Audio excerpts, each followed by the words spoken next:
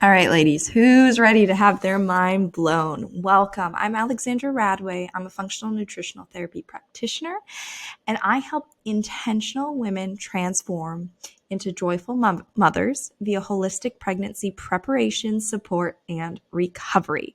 Today, I'm going to be diving into a very hot topic in the world of anyone who is pregnant or planning a pregnancy, which is morning sickness. Up to 80% of women experience morning sickness. Symptoms can range from mild to severe, and it can include nausea, fatigue, vomiting, dehydration in very severe cases, and can require hospitalization in about 3% of pregnant women. So now there's a few, right? There's some few theories floating around on why morning sickness happens.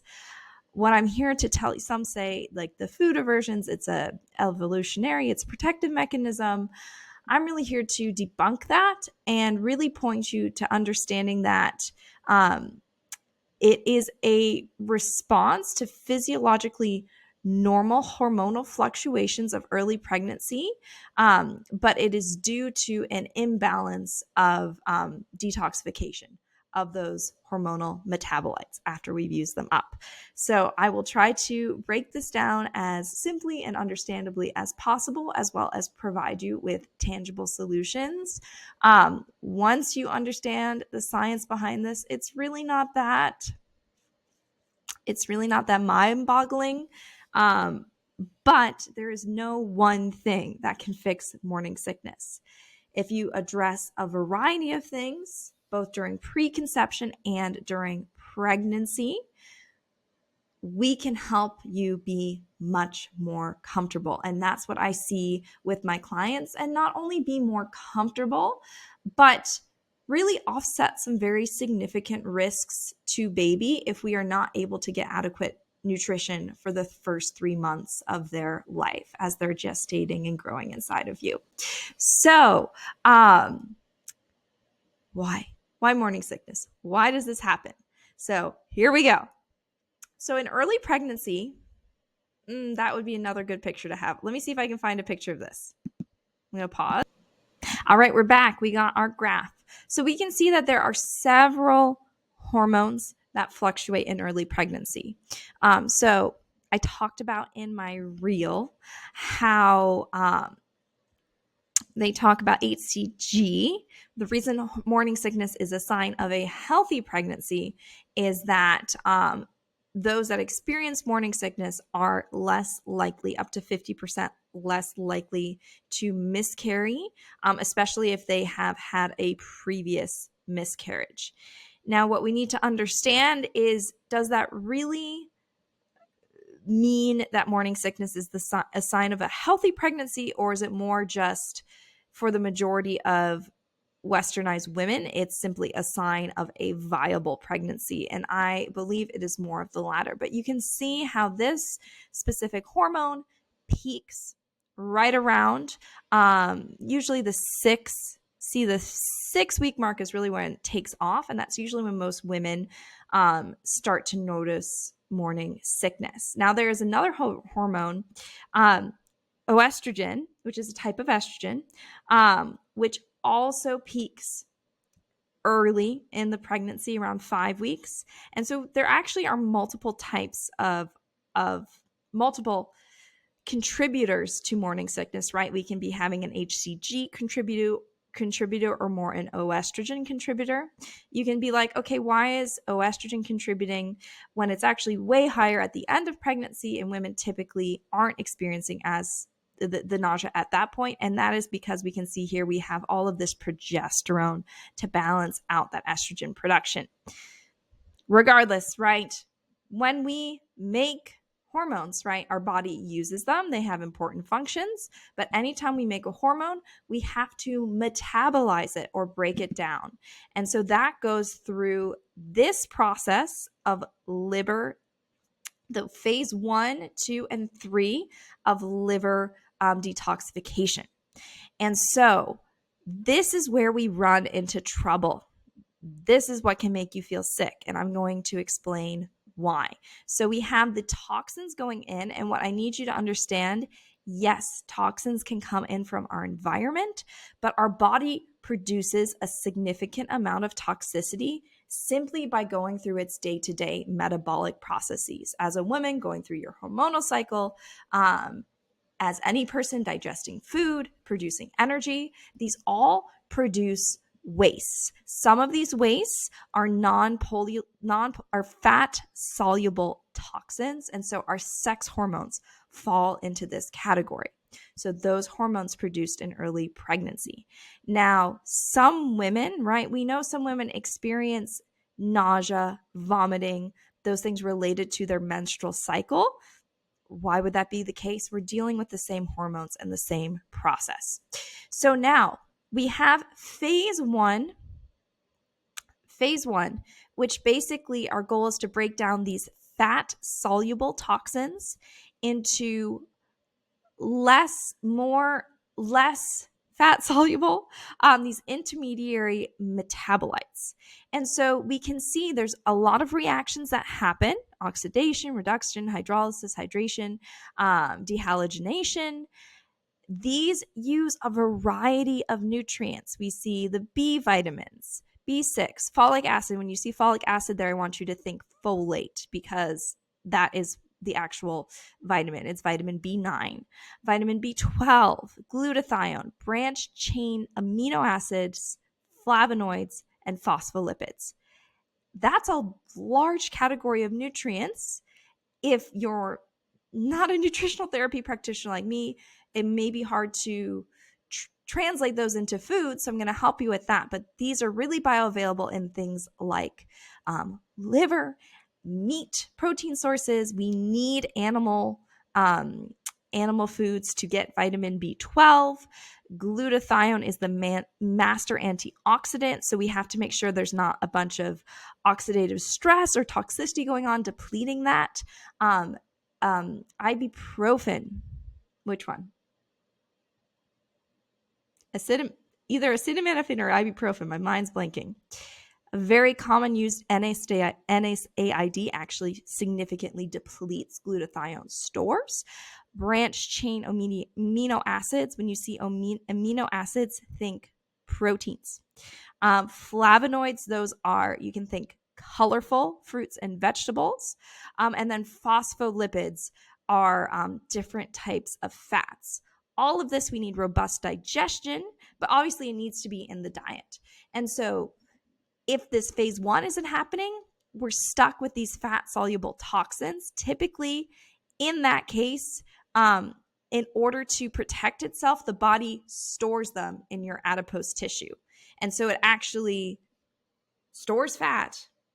It uses its resources, turns it into fat, not because you've eaten, there's a calories in, calories out imbalance, but because it needs somewhere to store that toxicity.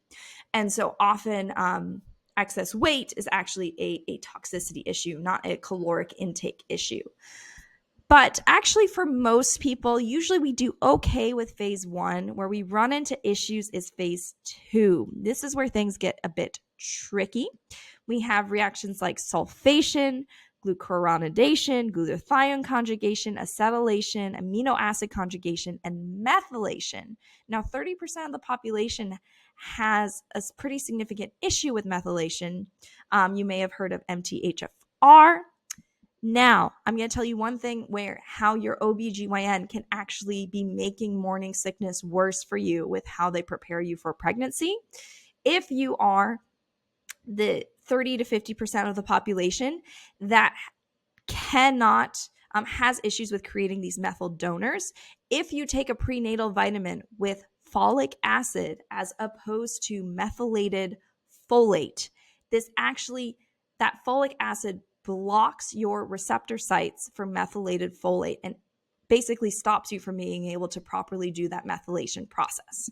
So when any of these phase two reactions are not functioning properly, this is when we have, instead of continuing to be made into water-soluble toxins that can then be eliminated, we end up with these reactive oxygen intermediaries, right? And so those are not happy guys. They're very damaging. And typically too, for example, there's sometimes called the good estrogen and the bad estrogen. The bad estrogen that causes breast cancer, that happens when this estrogen gets stuck in this middle category. So those reactive oxygen intermediates, even if those are happening, and to a certain extent, none of these processes are going to occur fully all the time, right? So we have these antioxidant protective nutrients and plant derivatives. So again, and most people are deficient in these. So vitamin A, vitamin C, vitamin E. If you're eating vegetable oils, you will be depleted in vitamin E, and vegetable oils remain in your tissues for up to 4 years and continue to deplete vitamin E. We have selenium, copper, zinc, also important for thyroid function. Most people are deficient in these nutrients as well. We have so milk thistle, bioflavonoids again, and CoQ10 and thiol. So all of these things that come from the diet, often supplementation can make sense as well. If those aren't there, we're going to have that secondary tissue damage and the free radicals, and that's where we're going to get things like fatigue, and impacting our digestive system as well. So, and we're not done yet, right? We're only halfway through. So, as we continue on, right, we have all these amino acids that need to be here for phase 2. It's really reliant on amino acids, which is why actually a animal-based nutrient-dense diet is detoxifying in and of itself. You don't need a juice cleanse. You just need to eat and be able to digest animal proteins, the right types of animal proteins. And so the last thing that can happen, right, we break things down through there. Now we have these excretory derivatives. Ideally, at this point, these are water soluble, and most of these should go through our bile, which is produced in your liver, stored in your gallbladder, and is used by the body to break down fats. Now, we can, for most people, your bile is thick and sluggish due to things like dehydration, nutrient deficiencies, the wrong amount, too much polyunsaturated fatty acids in the diet, hormonal imbalances, and this also can contribute to hormonal imbalances. But when this bile pathway is overburdened and not receiving the appropriate support, what happens is that your entire digestive process begins to slow down, because when there's not adequate bile flow, that actually tells the stomach to tamp down on stomach acid production. That means that we can't break down proteins. If bile's not flowing well, we can't break down fats. If stomach acid production's low, it doesn't stimulate the release of pancreatic enzymes, so then we can't break down anything. And so this means that it just makes the whole problem worse. It's a really bad downward spiral, because now we can't digest our food. Our body is going to give us food aversions. We're going to have a lack of appetite. And so now we can't actually get more of these nutrients that we really need to be able to, because your body's going to keep processing those, keep creating and utilizing those pregnancy hormones, because it needs them to be able to grow a baby. So you get very stuck and you can get very sick. And it's not good for you, and it's not good for your baby. And so what can happen, right, especially too, if this bile pathway is blocked, now your body has to send toxins that really shouldn't go through the kidneys. It has to send them through the kidneys, and you can end up with secondary kidney damage. I know from personal experience, because that happened to me during my first pregnancy. The thing about the kidneys, they're pretty delicate. Once they're damaged, they kind of don't get better. Thankfully, mine have improved, and I never, they were always okay, but they quote unquote okay, but they caused me very severe pain from the duration of my pregnancy that did not improve significantly afterwards until I applied nutritional therapy. And so this is a situation that we have to take these nutrients seriously because it can have a lifelong impact on you and baby. Now, let's look at some research on this, right? Let me find it. It's not going to show up. Is my face going to come over here? Let's see if I can find the article I was looking for. Not here. So, as I mentioned in my post, children born to women, so this is when we have severe, so where's the study I wanted to show? The study I linked is that even any vomiting, even when viewed as, let's see if my face comes over. Even when not perceived to be sufficiently severe to merit treatment, is associated with a higher risk of delivering a low birth weight baby. And though having a baby of low birth weight, that has long-term health implications. And when we look at when women are experiencing more severe morning sickness, and I used to toe this line. I used to say, oh, little babies, they're early pregnancy, little babies, they're very small, they have minimal nutritional needs, and they can just rely on mom's stores. But if we look at some of the evidence, we actually see that that might not be the case. And so let me pull up the actual study here. This is an article, but we'll pull up the actual study here. And they found that children exposed in utero to HD have a 3.28-fold, so 3.28 times increase in odds of neurodevelopmental disorder diagnoses, including attention disorders, learning delay, sensory disorders, and speech and language delay. And so this was especially when we had early onset of symptoms. When you look at the hormones of early pregnancy, that most likely is meaning we're having an HG is due to an issue with estrogen.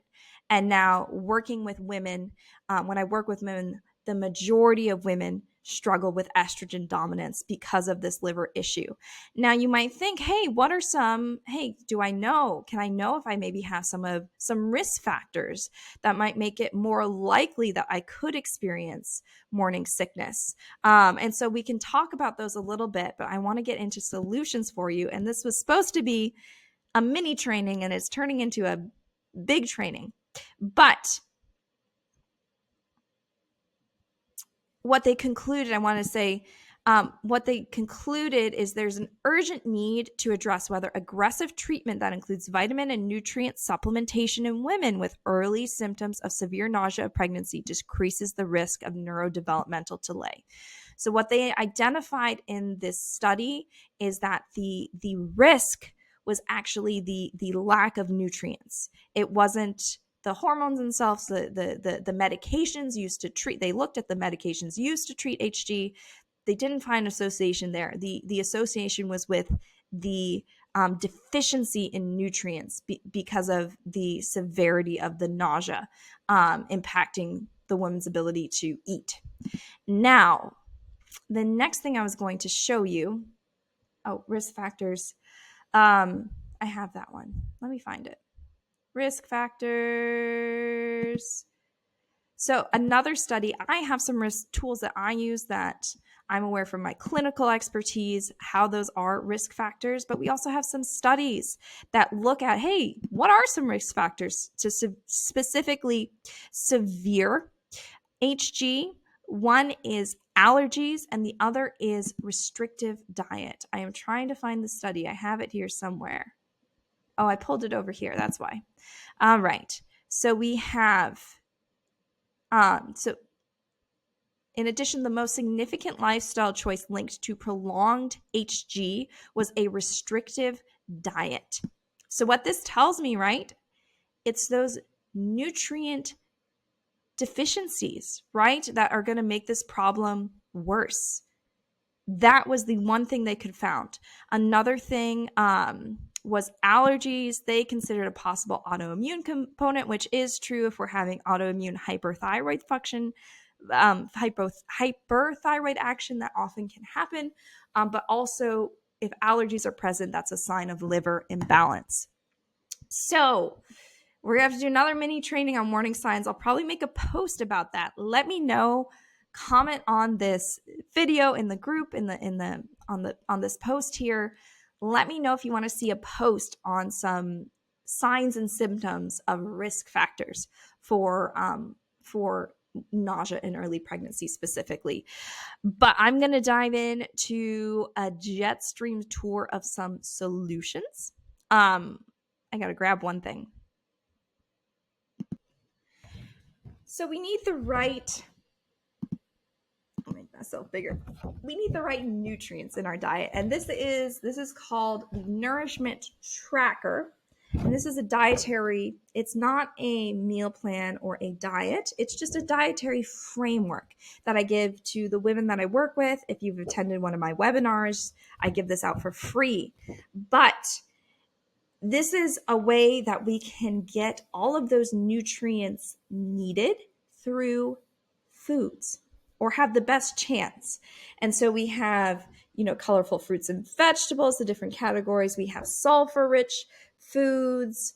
We have greens that give some of those methylated vitamins. We have things like bone broth for glycine, egg yolks for choline, butter for the cholesterol that we need to produce bile, milk and milk for those different raw milk, especially for those different B vitamins in a really bioavailable form, and the variety of nutrients. Cod liver oil for vitamins A, especially vitamin A.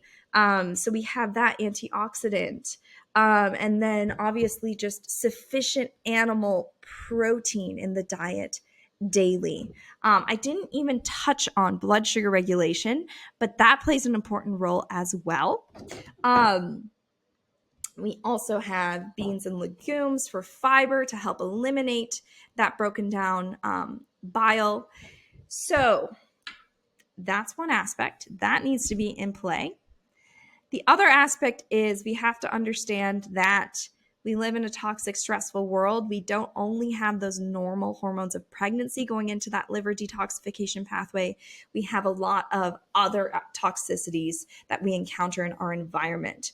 So that can justify supplementation as a way to augment our ability to go through these phases of liver detox. And so it can be as simple as, I do bash on prenatals, but the right type of prenatal with methylated folate, methylated B12, bioavailable nutrients, additional things like inositol, CoQ10, milk thistle, taurine.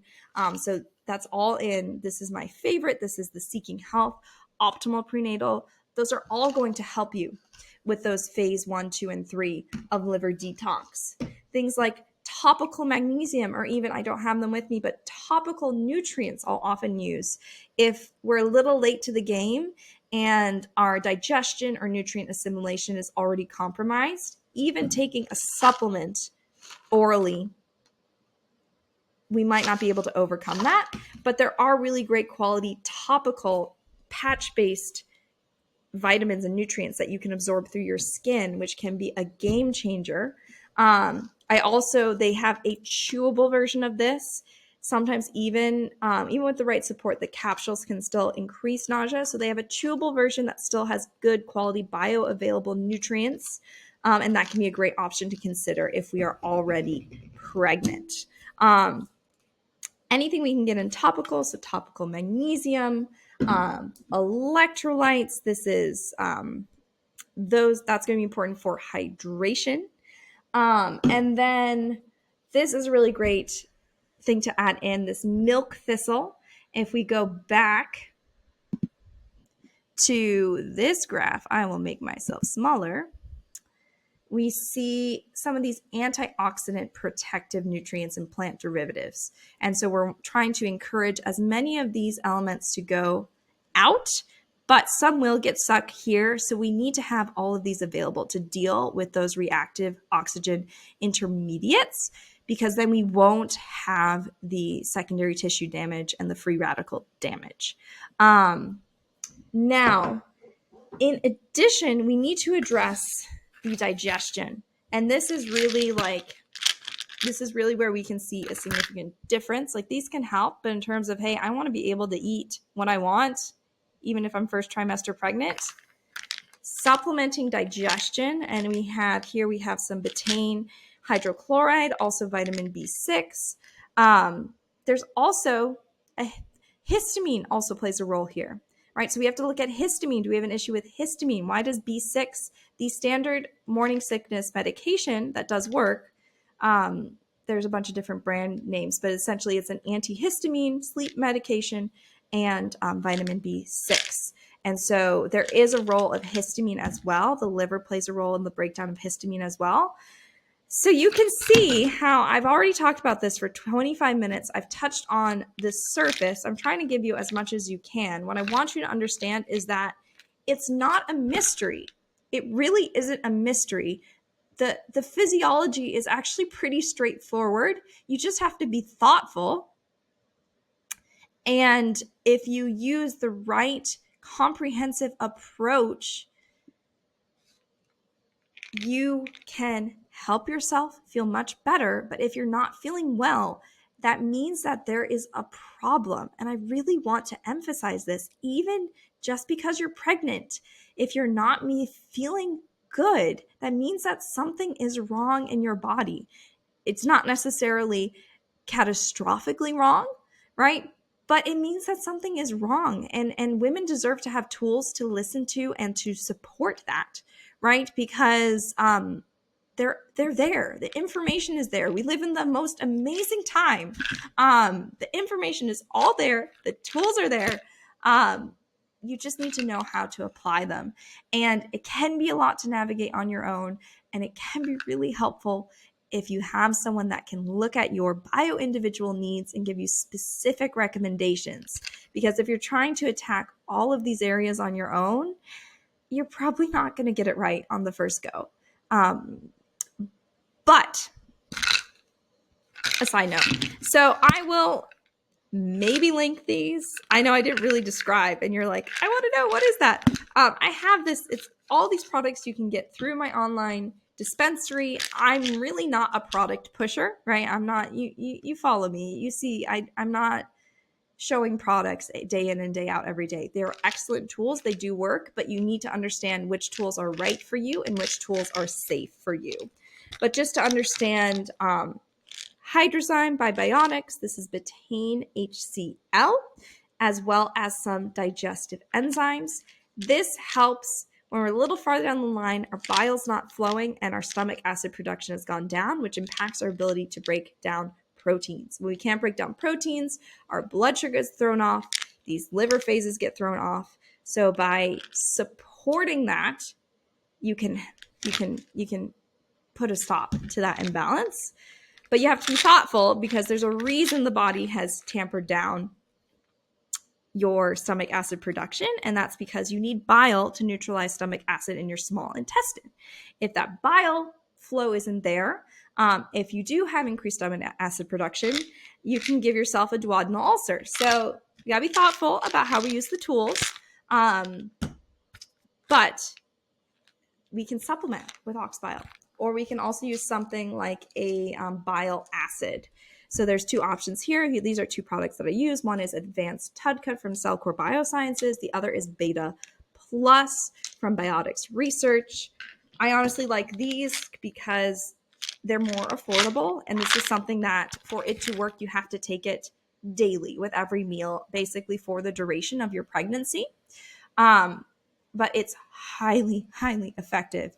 It wards off heartburn later on down the line. It actually means that you can get the nutrients from your food from the duration of your pregnancy and can prevent you from entering postpartum in a depleted state.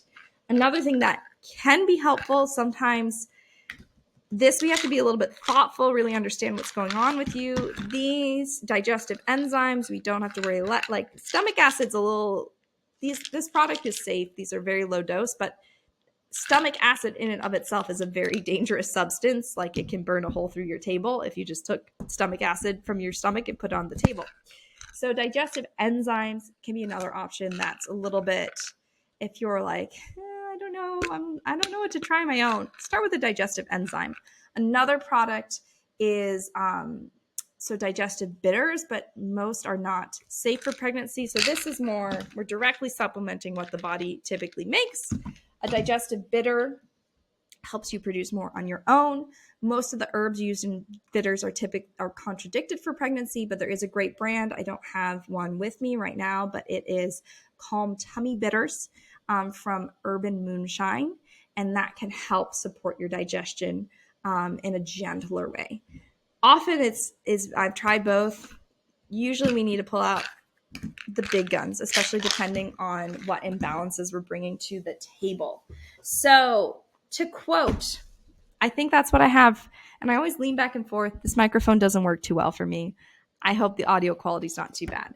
But to quote Judith, well, I'm not quoting her, but in Childbirth Wisdom from the World's Oldest Societies, great book. I've searched far and wide. I read through all of Weston A. Price's works. He wasn't really looking for this issue as much. There's a little bit. I think I found this book through his work somehow. But a great book if you want to understand how traditional peoples actually were pregnant and gave birth, which I think there's not perfect wisdom there, but a lot of wisdom. It's really interesting. But we can quote, we see that we have Alice, her it's like too many consonants in a row, but Herlicka, a physician and early explorer who visited and investigated nearly all the tribes of North America, wrote in 1908 of the peoples he visited that pregnancy in its earlier state generally interferes in no way with the woman's habits of life and occupation in any of the tribes. Functional disturbances and diseases of pregnancy are much less frequent and less serious than with white women. In 1936, anthropologist William Holden reported of the Yaqui women in Sonora, Mexico. Pregnancy is a pleasure because she experiences its stimulating and exalting effects with little of the nausea and illness so common with white women.